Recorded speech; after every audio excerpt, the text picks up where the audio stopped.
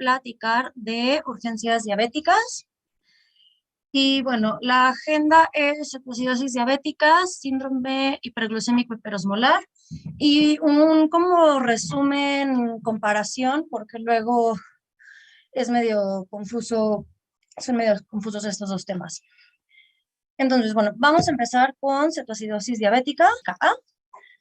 Y bueno, la cetoacidosis diabética es una de las complicaciones agudas más temidas de la diabetes mellitus y es una emergencia médica.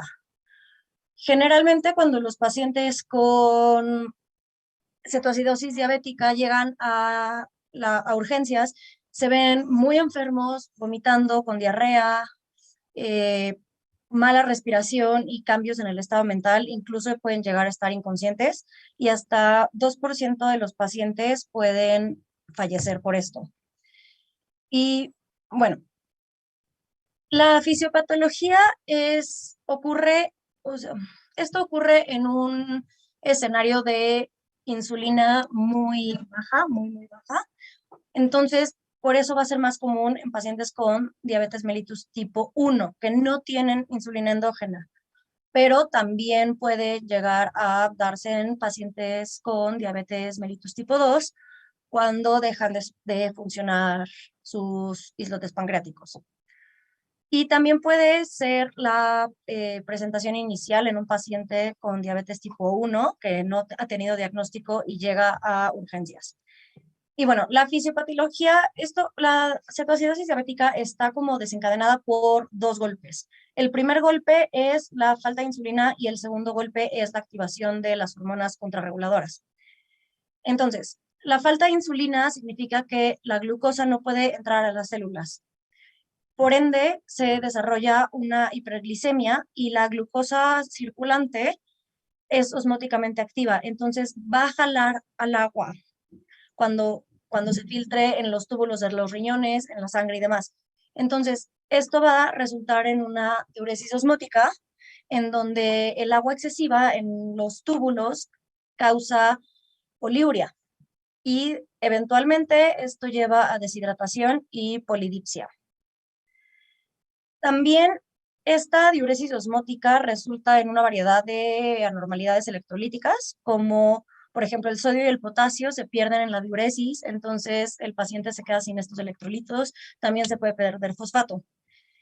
Y bueno, el sodio disminuido total lleva a los signos que vamos a ver de depresión de volumen, como hipotensión y como taquicardia, y el bajo potasio puede llevar a debilidad y a cambios en el electrocardiograma. Y bueno, un dato curioso es que inicialmente en la cetoacidosis diabética el paciente puede tener hipercalemia, pero en realidad sus volúmenes de potasio están nulos. Y esto es porque se necesita insulina para mover el potasio de la sangre a las células y durante la cetoacidosis diabética los niveles bajos de insulina provocan que el potasio se quede en el espacio extracelular. Entonces, aparentemente la concentración está elevada, aunque en realidad esté disminuido el potasio. Y bueno, el segundo desencadenante es la activación de las hormonas contrarreguladoras a causa del estrés. Y bueno, estas son glucagón, cortisol, catecolaminas, hormona del crecimiento. Y bueno, por ejemplo, el estrés puede hacer que se libere cortisol y el cortisol lleva a que haya todavía más glucosa al activar la gluconeogénesis hepática y también causa proteólisis en las células musculares. Y bueno, también recordemos que en una situación de estrés, el glucagón rompe el glucógeno almacenado, tanto en el hígado como en los adipocitos, y esto todavía eleva más la concentración de glucosa en suero. Y bueno, también el glucagón convierte los triglicéridos en ácidos grasos libres, que es lo que va a llevar a la formación de cetonas.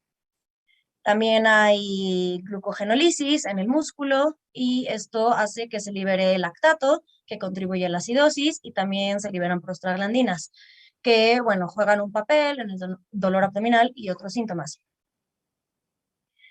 Entonces, básicamente lo que pasa es que el La poca cantidad de insulina y la alta cantidad de glucagón son señales para el hígado de que tienen que hacer cetonas, porque según el hígado se está muriendo de hambre. Entonces, el hígado convierte el exceso de acetilcoenzima A en cuerpos cetónicos como una alternativa de energía. Y bueno, en una situación normal, muchos tipos de células pueden usar cetonas para energía cuando no hay glucosa, pero en la cetoacidosis diabética se producen tantas que no se pueden usar. Entonces se quedan circulando a muy altos niveles y bueno, dada que las cetonas son ácidas, reducen el pH de la sangre y causan acidosis metabólica. Aquí les puse una caricaturita de cómo funciona de toda la ruta bioquímica. Espérenme 2 segunditos, por favor.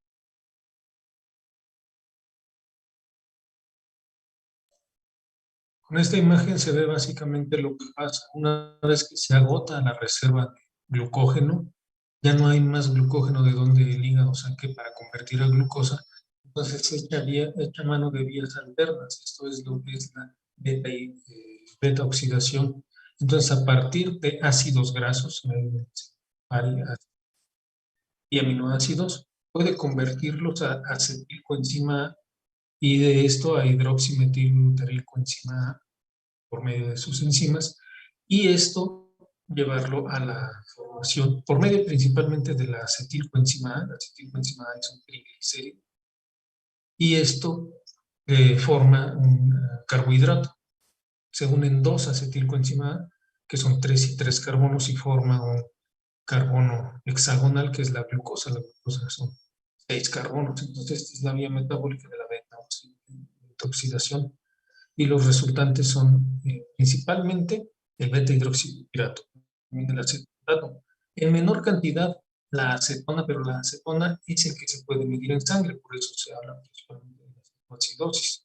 Se puede expender por vía respiratoria, y esto es otra de las cosas que justifica el por qué uno de los signos característicos de los pacientes que presentan una respiración de Kussmaul, que es una respiración rápida y superficial, para tratar el sistema respiratorio de expeler esos ácidos orgánicos y compensar la acidosis metabólica con un aumento en la ventilación.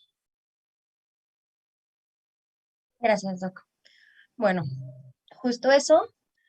Y bueno, como decíamos, los pacientes se van a presentar por la primera vez con dolor abdominal, náusea, vómito y deshidratación justo por la diuresis osmótica.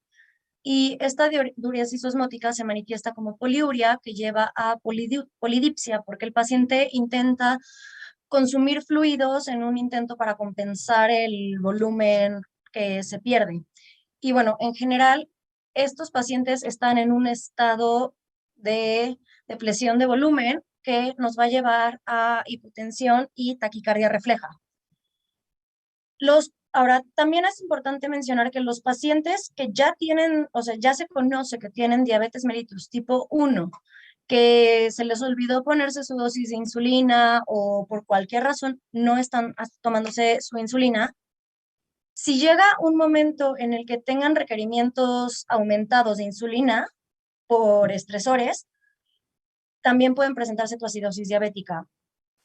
Los principales riesgos son la mnemotecnia, son las 5 Is, son los factores de riesgo que son infección, infarto, quedarse sin insulina porque no se tomaron su dosis, iatrogenia, o sea, medicamentos, principalmente glucocorticoides, o infante, dígase un embarazo.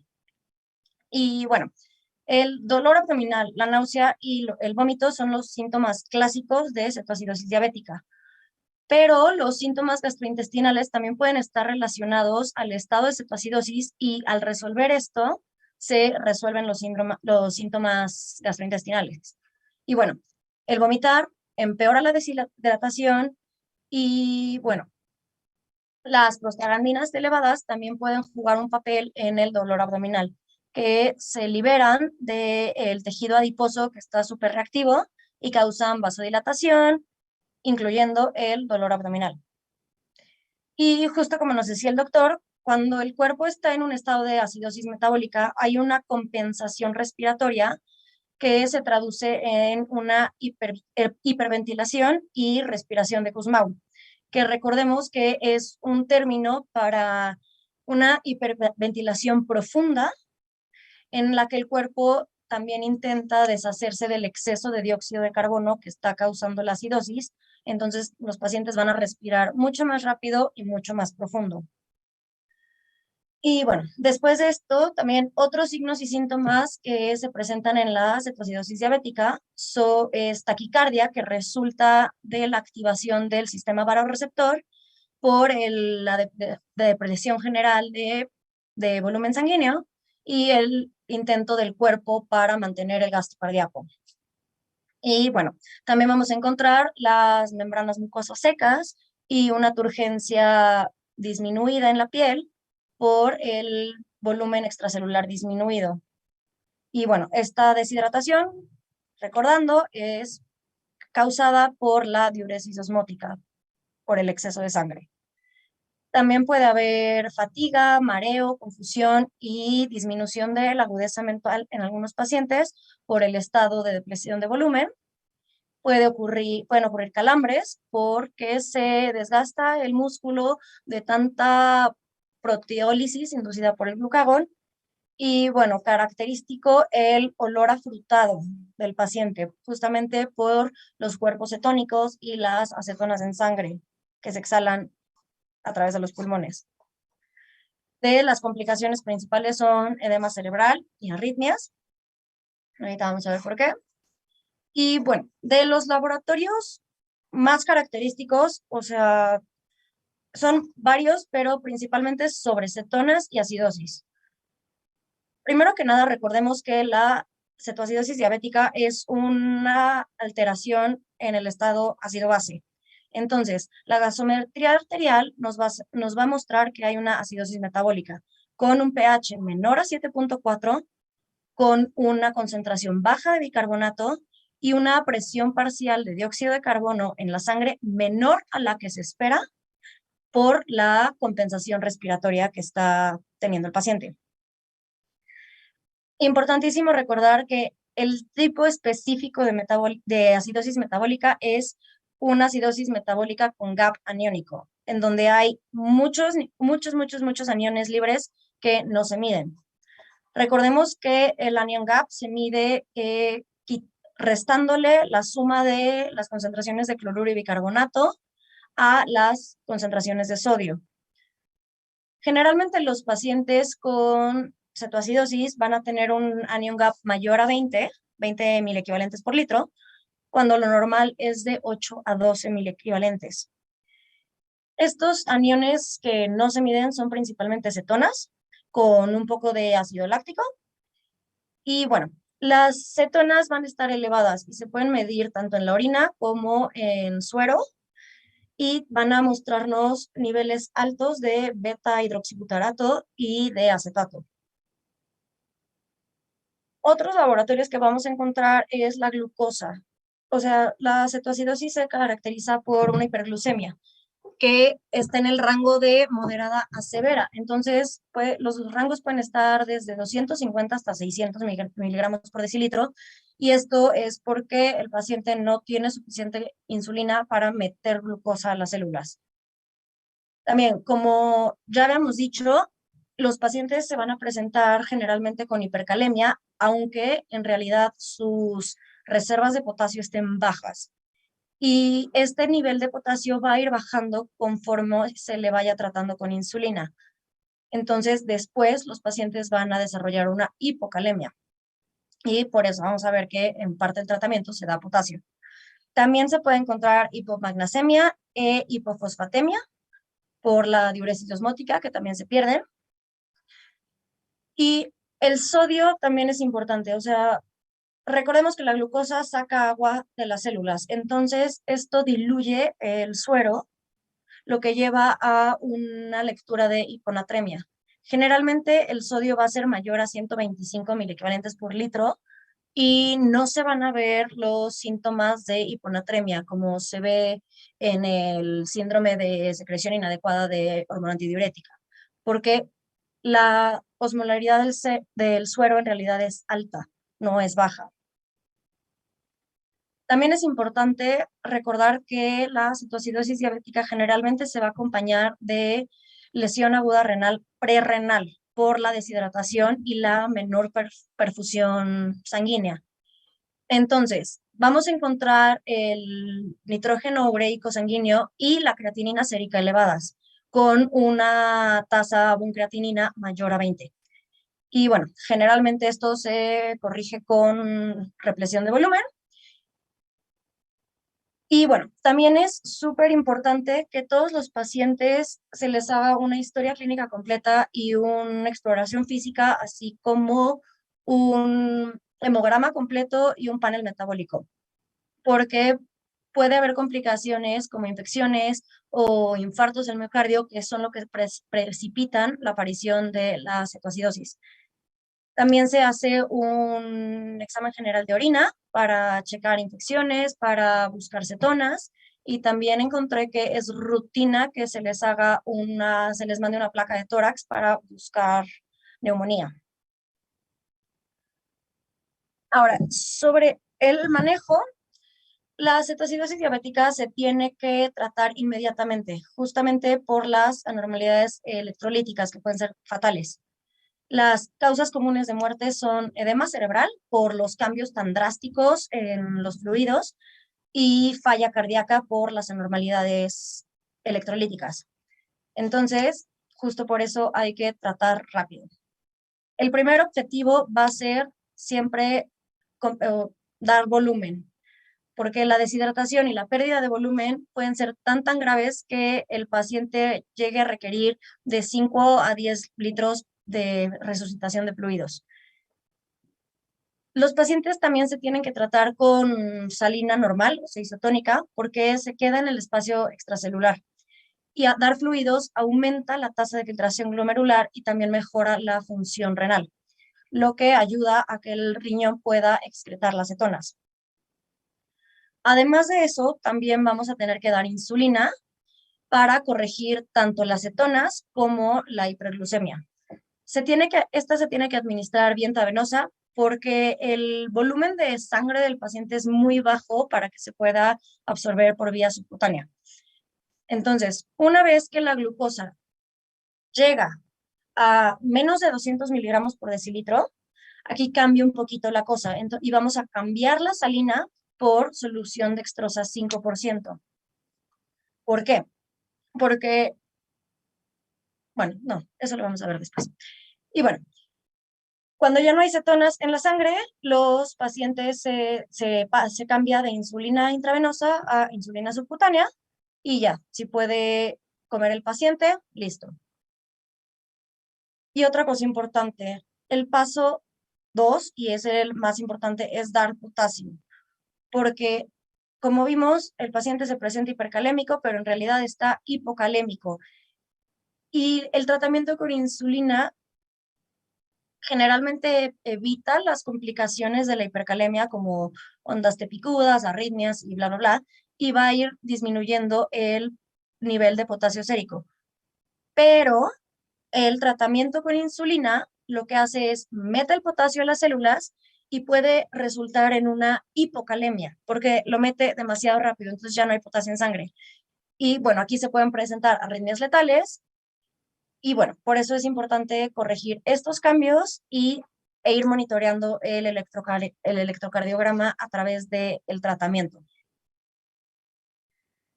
Los criterios de resolución de la crisis van a ser cuando el paciente tenga una glucosa menor a 200 miligramos por decilitro y cualquiera de estos tres criterios, un pH normal mayor a 7.3, un bicarbonato mayor a 15 o un anion gap menor a 12. Eso nos va a decir que ya salió de la crisis y que listo, ya podemos estar en paz. Y ahora vamos con el síndrome hiperglucémico hiperosmolar, abreviado así en inglés. Y bueno, este es una complicación aguda y muy severa de una hiperglicemia, pero esta se va a desarrollar en días y puede tener consecuencias fatales. Generalmente el paciente va a ser el paciente geriátrico con diabetes mellitus 2 no controlada, que no toma líquidos y además tiene algún desencadenante. Aquí no va a haber cetoacidosis, o sea, bueno, no significativa, sí encontré que se puede llegar a encontrar algo, pero no es nada significativo. Y los pacientes van a presentarse con polidipsia, con poliuria, con síntomas neurológicos. Entonces, glucosa muy elevada, sin cetoacidosis, poliuria, polidipsia, síntomas neurológicos como visión borrosa, dolor de cabeza, convulsiones, y también puede haber arritmias y eventos trombóticos. Es importante que se acuerden de los eventos trombóticos, como un infarto o como un EBC. Y bueno, generalmente va a haber desencadenantes. Los desencadenantes aquí van a poder ser una enfermedad aguda, como un infarto agudo al miocardio, como un EBC, como sepsis, pancreatitis, medicamentos como glucocorticoides, agentes simpatomiméticos, tiazidas a altas dosis, deshidratación, uso de cocaína y muy mala adherencia al tratamiento de la diabetes.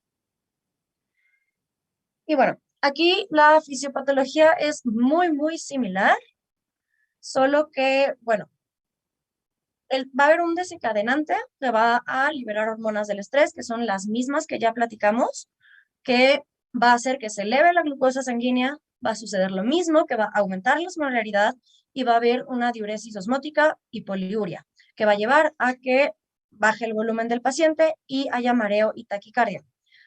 ¿Cuál es la diferencia importante?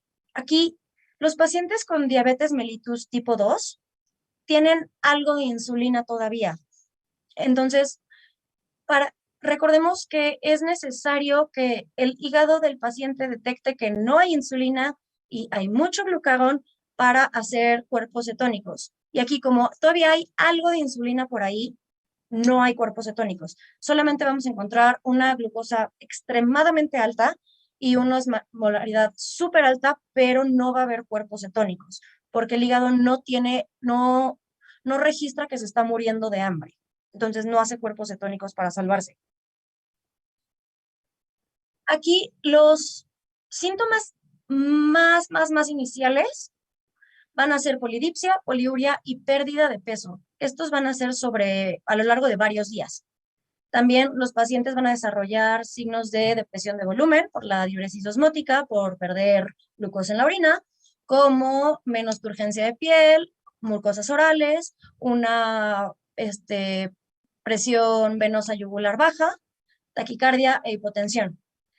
También los pacientes van a poder desarrollar síntomas neurológicos como visión borrosa, cefalea, alteración del estado mental y convulsiones. Las convulsiones y los síntomas neurológicos van a estar relacionados directamente con el nivel de hiperglicemia y van a ser consecuencia de los cambios en la cantidad de fluidos en el cerebro, porque como ya vimos, la glucosa jala agua, entonces el cerebro básicamente se queda sin agua. También es muy importante notar que el síndrome progresa relativamente lento, entonces puede ser que los pacientes no lleguen a consulta hasta que ya están avanzados.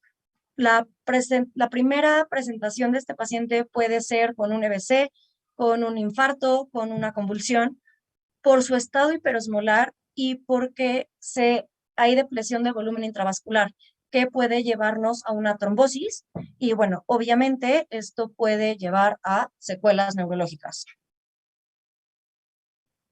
Aquí los laboratorios confirmatorios van a ser estos tres.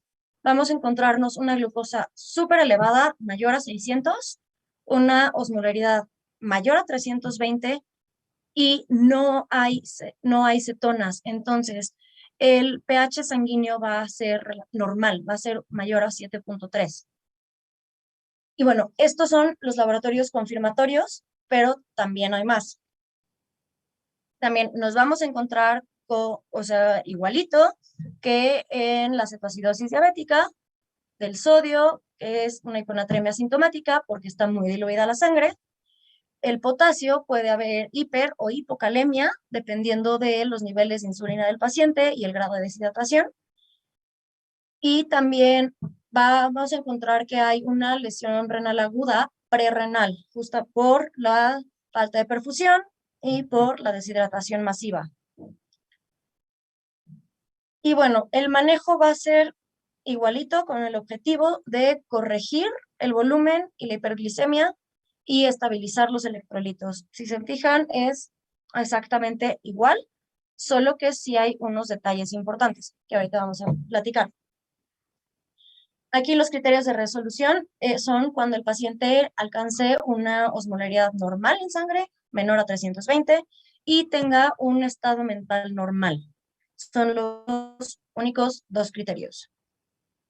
Y aquí hay un resumen importante que, bueno, básicamente compara ambas patologías, tanto su patogénesis. Recordemos que la cetoacidosis diabética va a generar cuerpos cetónicos, mientras que el síndrome hiperglicémico y hiperosmolar no.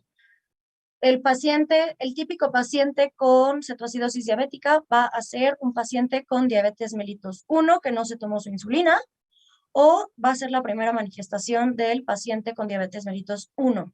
Y en el síndrome hiperglicémico osmolar va a ser el paciente geriátrico que no toma líquidos, con diabetes mellitus 2 y que tampoco se toma el tratamiento. Los signos y síntomas de la cetoacidosis van a ser más graves, van a ser más llamativos y está el característico aliento afrutado, mientras que en el otro es más neurológico.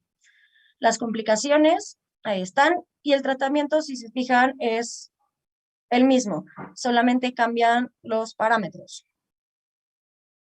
Y bueno, justamente notas importantes. El exceso de líquidos causa daño neurológico por este cambio masivo en los líquidos, entonces se tienen que administrar con cuidado. Nunca se pueden dar más de 4 litros en 4 horas. También el potasio intravenoso se da junto con la solución para prevenir la hipocalemia y las arritmias, porque recordemos que la insulina va a meter potasio a la célula. Y la insulina se da después de los líquidos, justamente otra vez para evitar este cambio masivo de líquidos que nos va a llevar a complicaciones neurológicas y demás.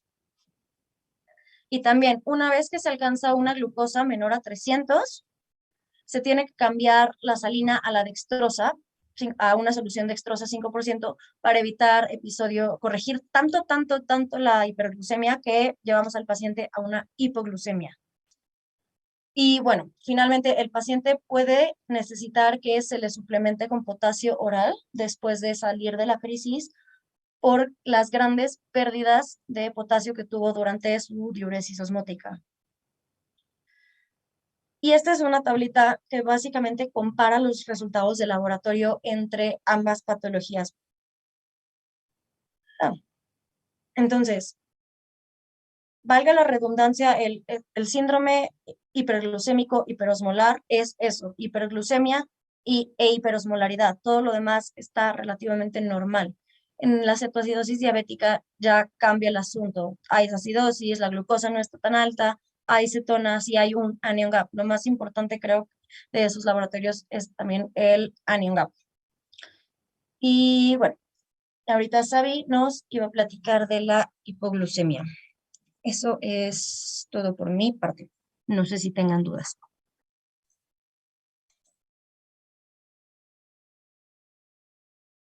¿Alguna duda? De aquí lo importante es que ustedes como médicos generales que están en formación aprendan a detectar una urgencia real, grave, como es el estado hiperosmolar.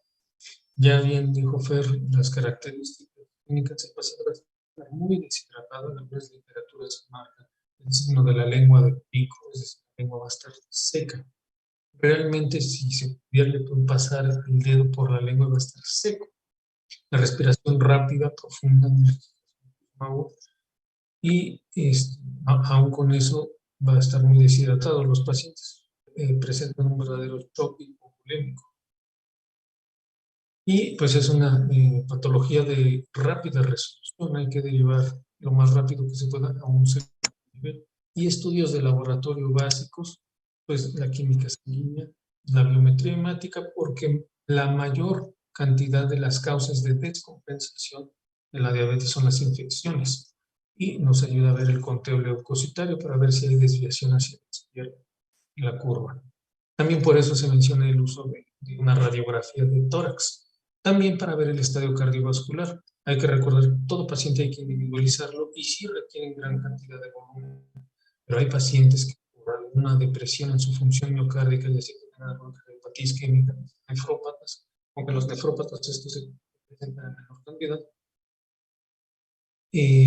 hay que ir cautelosos con el volumen, pero en la mayoría de los pacientes sí requieren grandes cantidades de volúmenes. Igual en el estadio hiperosmolar, básicamente la piedra angular del tratamiento de las descompensaciones diabéticas es un volumen de líquidos cristaloides, solución salina.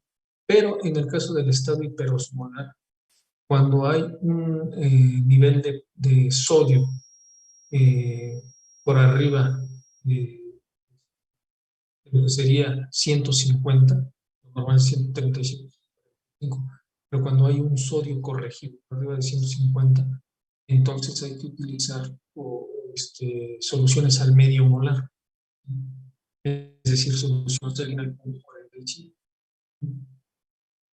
Y bueno, pues las dosis de insulina, eso pues ya puntualmente se inicia un bolo con 0.14 gramo de peso para iniciar el bolo de insulina, y posteriormente ya se da una unidad por kilogramo de peso por hora, reposición de líquidos y electrolitos, ¿no? Hasta ver los criterios de resolución. Ahora vamos a ver de forma rápida este tema de hipoglucemia. Es rápido, pero hay que tenerlo. Adelante. Gracias. Sabina. Muchas gracias. Bueno, como ya dijo Fer, hablamos de las condiciones en hiperglucemia y pues también es súper importante saber qué hacer en cuestiones de hipoglucemia, ¿no? Entonces vamos a comenzar. Sabemos que la hipoglucemia es pues que hay bajas concentraciones de glucosa en sangre. Usualmente vamos a saber que es menos de 70 miligramos sobre decilitro, pero pues en este libro mencionaban mucho acerca de la diabetes, entonces vamos a concentrarnos entre la diabetes y entre un paciente que es aparentemente sano, ¿va? Entonces, bueno, la tolerancia fisiológica a concentraciones bajas de glucosa en la sangre de cada persona pues va a ser diferente, entonces hay que tener en cuenta que la definición como tal no es como concreta, pero bueno, la hipoglucemia clínica se refiere a esto que obviamente hay concentraciones bajas de glucosa suficientes para causar síntomas, ¿ok? Incluidas pues una disfunción cerebral. Aquí hay de dos. Los pacientes que tienen diabetes, como ya les platiqué, que están mal controlados o que pues el medicamento les está provocando esta afección, o simplemente pacientes que tienen hipoglucemias recurrentes, ¿va? Entonces los niveles van a depender de qué persona eh, pues curse con esta enfermedad, bueno, con esta afección, ¿no? Por ejemplo, los niveles son un poco más altos cuando el paciente tiene diabetes y a diferencia de un paciente que es como aparentemente sano, pues va a estar aún más bajo los niveles de glucosa. Pero bueno, esa es como tal la definición. Podemos clasificarla a partir de la ADA, creo que es de la ADA esta clasificación. Aquí tenemos que el valor de alarma para alguien con la hipoglucemia pues va a ser de menor o igual a 70, ¿ok? Pero ahorita vamos a ver que hay como diferencias en este aspecto porque incluso con alguien que tiene diabetes puede llegar a ser de 55 miligramos sobre decilitro. También está esta clasificación, esta definición donde hay hipoglucemia sintomática documentada, donde sí hay síntomas típicos y además está acompañado con los valores que ya habíamos mencionado. Cuando hay una probable hipoglucemia sintomática es que hay síntomas típicos, pero probablemente sean causados eh, por, por estos niveles, pero, o sea, no sabemos como tal si sí está disminuido la glucosa. Obviamente la hipoglucemia sintomática es que no hay síntomas, pero sí estamos disminuyendo los niveles plasmáticos. Y en caso de la pseudohipoglucemia, pues sí hay reportes típicos de la hipoglucemia, pero la glucosa plasmática no es tan baja. A diferencia de la hipoglucemia severa, esta requiere obviamente dar o administrar carbohidratos como así glucagón o tomar otras medidas para que aumenten los niveles de glucemia, ya que sabemos que es súper importante tener glucemia en nuestra sangre, porque si no se recupera esa glucemia, pues obviamente no hay como una recuperación a niveles neurológicos. Entonces eso es lo que tenemos que prever y a esto es a lo que se le denomina la hipoglucemia severa. Ahora, no se sabe como tal cuándo es hipoglucemia o no, pero podemos seguir esta triada que es la triada de Whipple, donde nos menciona que tenemos que tener signos y síntomas que sean compatibles con la hipoglucemia que vamos a ver ahorita. Hay una concentración baja de glucosa. Lo de baja es como un tanto relativo, ya les había dicho, ¿no? Sabemos que en un paciente sano, menos de 70 es como lo bajo. Sin embargo, en diabetes, pues podemos llegar a un corte de 55. Entonces, aquí hay como que determinarlo con un método fiable, no solamente como con el glucómetro, sino también con estudios de laboratorio. Y cuando estos signos y síntomas son resueltos, también ya completamos como la triada, ¿ok? Entonces, a eso se refiere con la triada de Whipple. Vamos a hablar un poquito de fisiología súper rápido. Sabemos que la glucosa viene a partir de 3 mecanismos, de la digestión, de la glucogenólisis y de la gluconeogénesis. Pues la digestión simplemente nos lo tomamos, la gluconeogénesis pues es la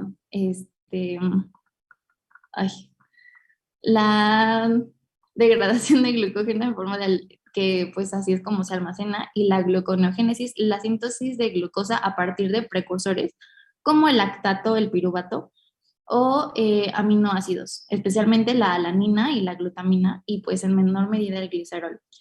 Sabemos que la glucosa se puede almacenar en el glucógeno, en el hígado, y que puede convertirse a piruvato y después del piruvato a alanina, lactato y a acetilcoenzima A partir de la glucólisis, donde generamos cuerpos cetónicos, como ya habló Fer de esto hace ratito.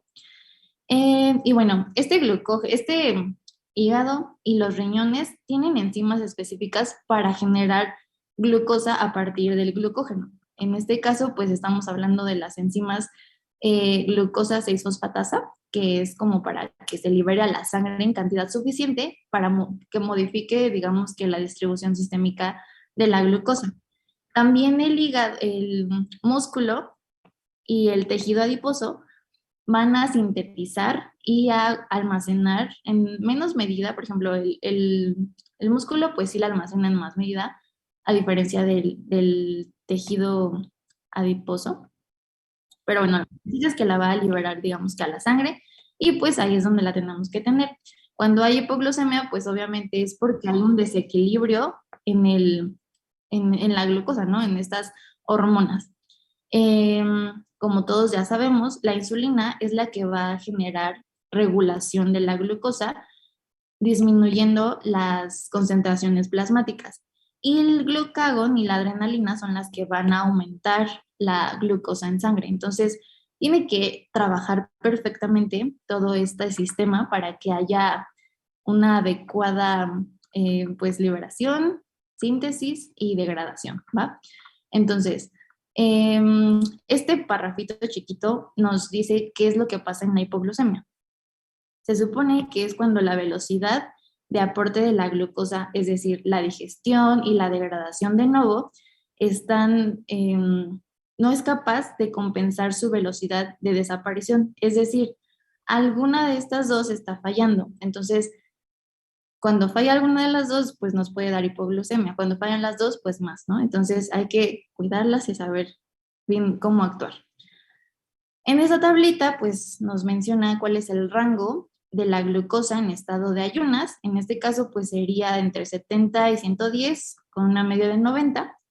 Y la velocidad de promedio, la velocidad de producción y utilización de la glucosa, que sería de 2.2 miligramos sobre kilo por minuto. Entonces, esto es en un adulto, digamos que sano promedio, pero en un infante o en un lactante es 3 veces más debido a que su cerebro pues es más grande que su cuerpo, entonces pues obviamente necesitamos más utilización y por lo tanto más producción. Ahora, se sabe que un adulto, igual aparentemente sano, solamente tiene glucosa almacenada para 8 horas de energía. Y cuando el ayuno se prolonga, obviamente la concentración de glucosa va a disminuir, pero debido a estas hormonas, pues puede estabilizarse después, ¿ok?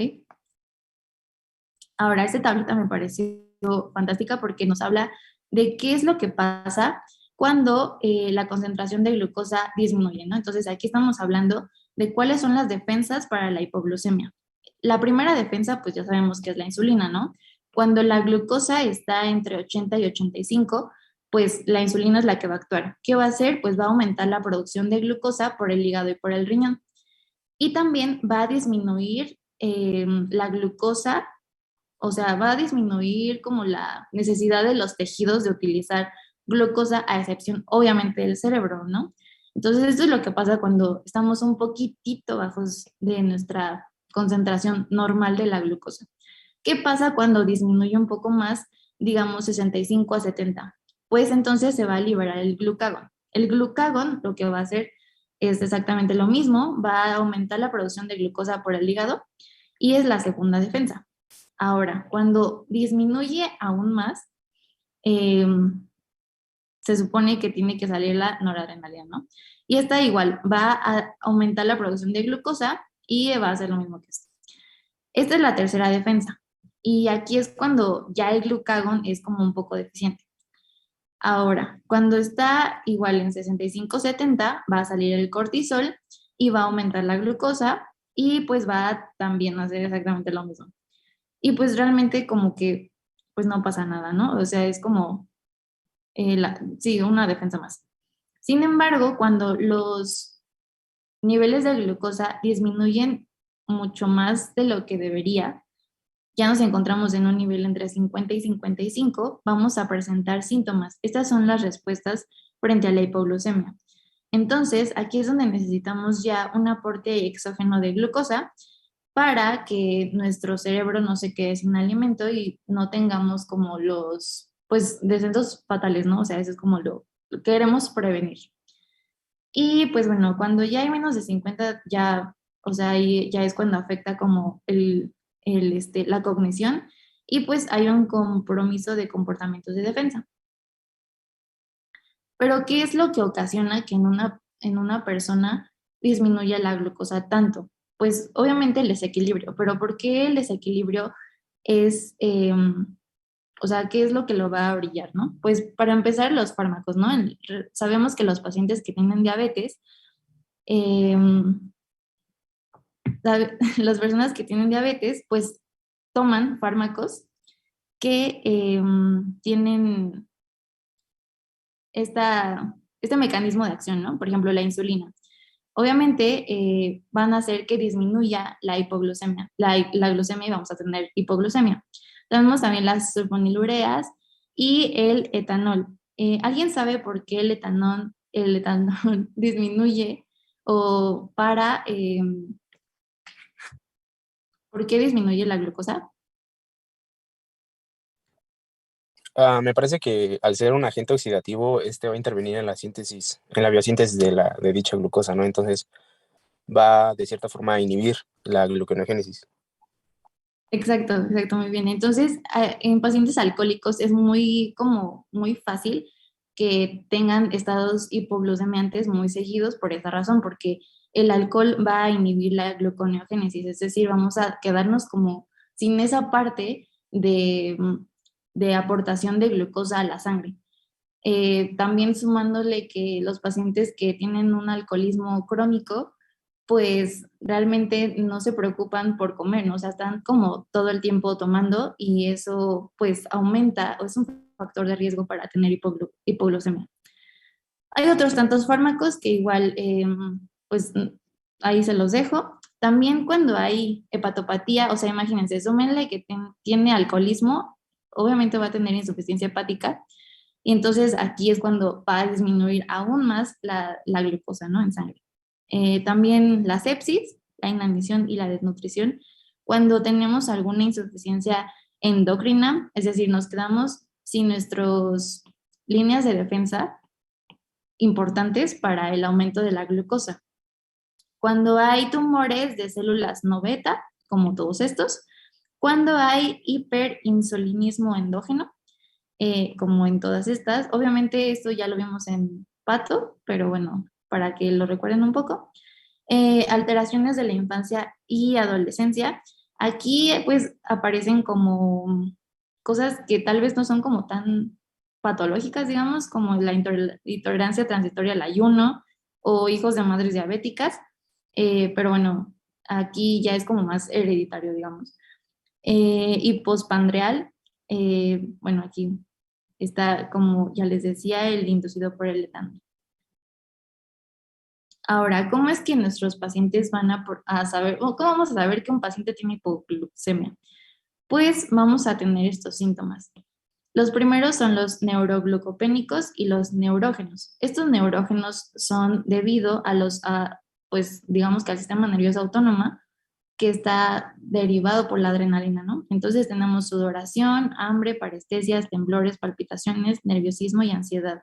Y con los neuroglucopénicos tenemos anomalías cognitivas, cambios conductuales, alteraciones psicomotoras, podemos llegar a tener convulsiones y coma, también en casos digamos que más leves, cansancio, somnolencia, desvanecimiento, mareo, dificultad para hablar, y visión borrosa. Ahora, también algo súper importante que tenemos que tener en cuenta en nuestro paciente es la palidez, la diaforesis. Esto se debe a que hay una vasoconstricción cutánea, porque estamos hablando de que estamos haciéndolo por el sistema nervioso autónomo, y también porque hay una activación colinérgica a las glándulas sudoríparas, por eso estamos diaforéticos. Y obviamente va a haber un poco de taquicardia e hipertensión. Aquí, bueno, esta tablita nos habla de qué parte, digamos, como que está afectada y cuáles son los signos y síntomas que nos da cuando se afecta esta parte, pero bueno, es prácticamente lo mismo. Ahora, me fui súper rápido, perdón, pero bueno, el tratamiento básicamente va a ser, pues, ¿qué le está faltando a nuestro paciente? Glucosa, ¿no? Entonces hay que administrar glucosa.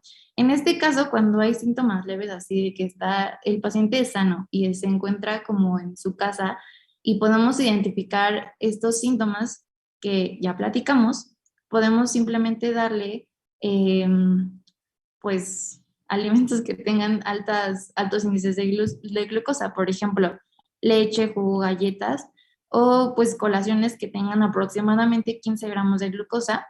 Y estos deben de repetirse cada 20 minutos si las cifras de glucosa no se mejoran o si los síntomas persisten.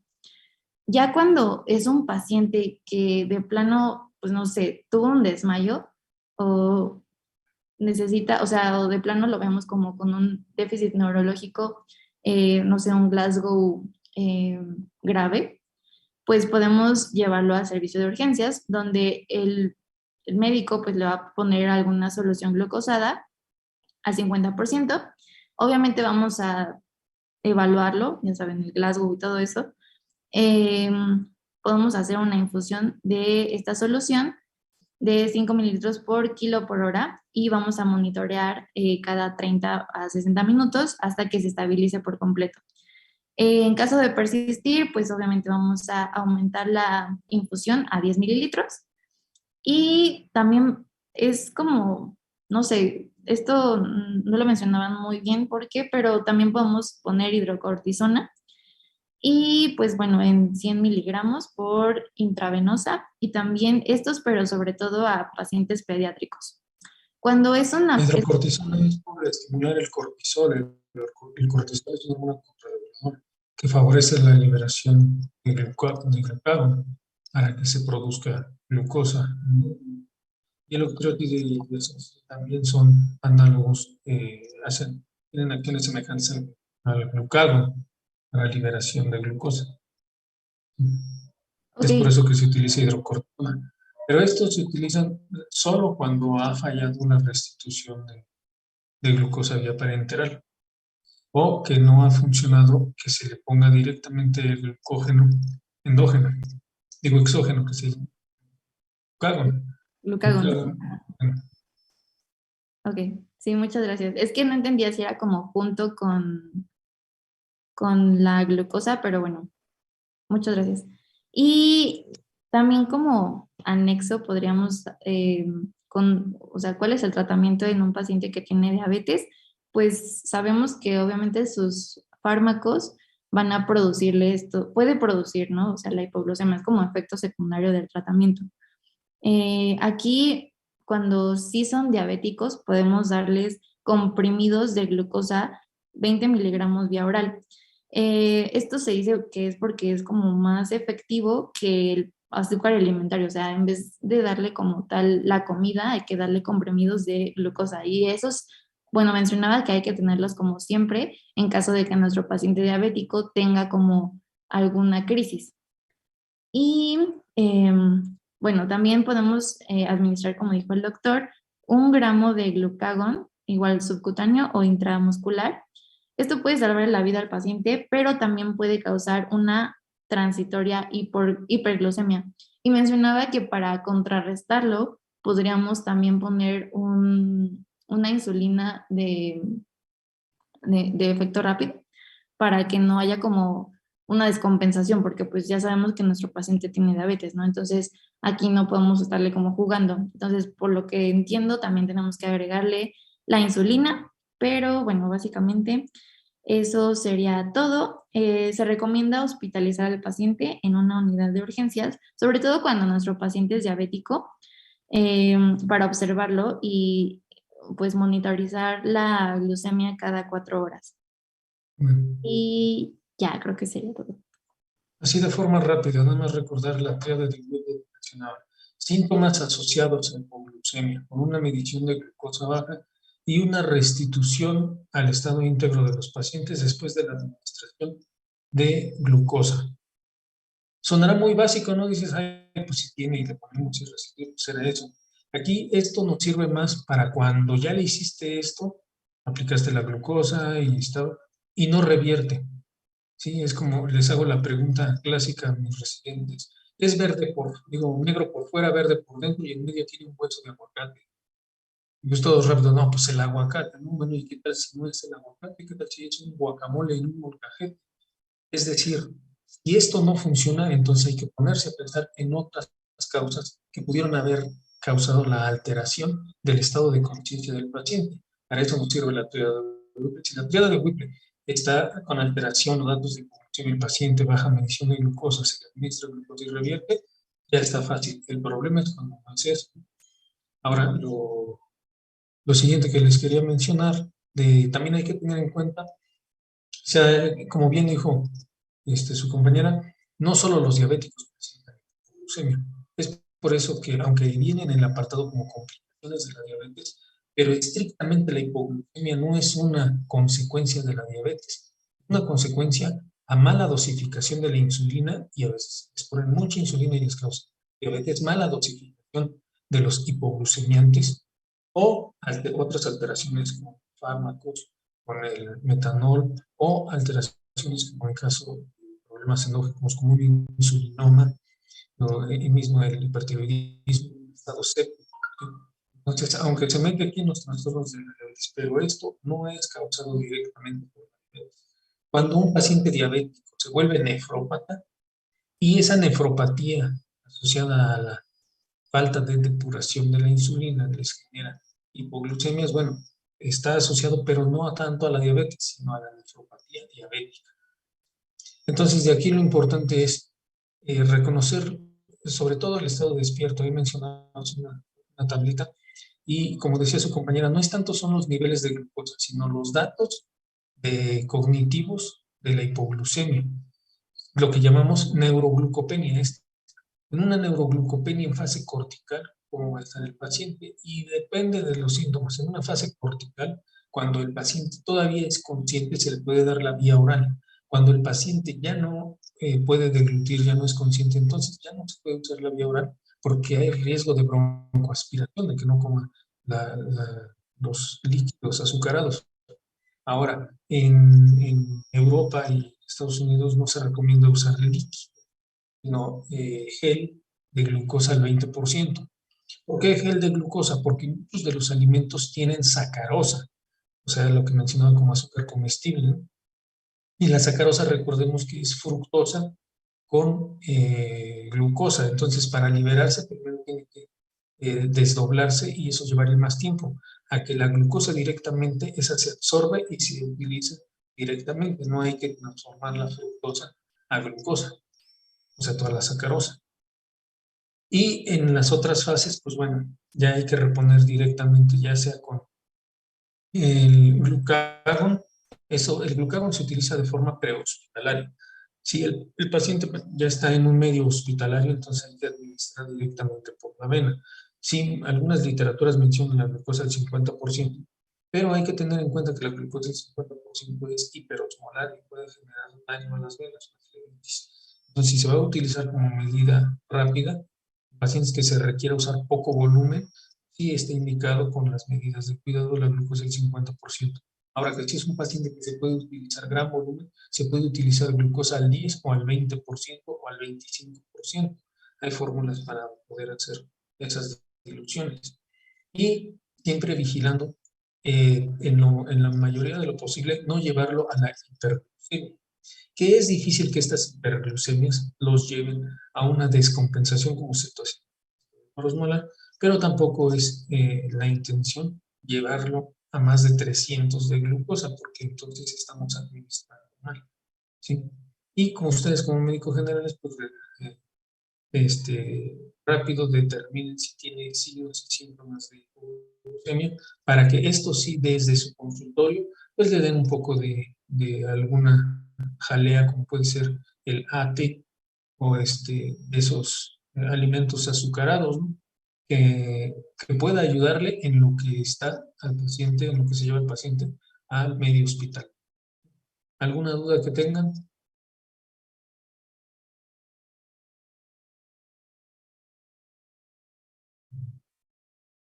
No, doctor. No hay dudas, pues entonces nos vemos el próximo viernes. Sí, doctor, muchas gracias. Gracias, Doc. Al Gracias, contrario, doctor. ustedes. Buenas tardes. Gracias, doctor. Hasta luego. Bonita tarde. Cuídense mucho. Hasta luego.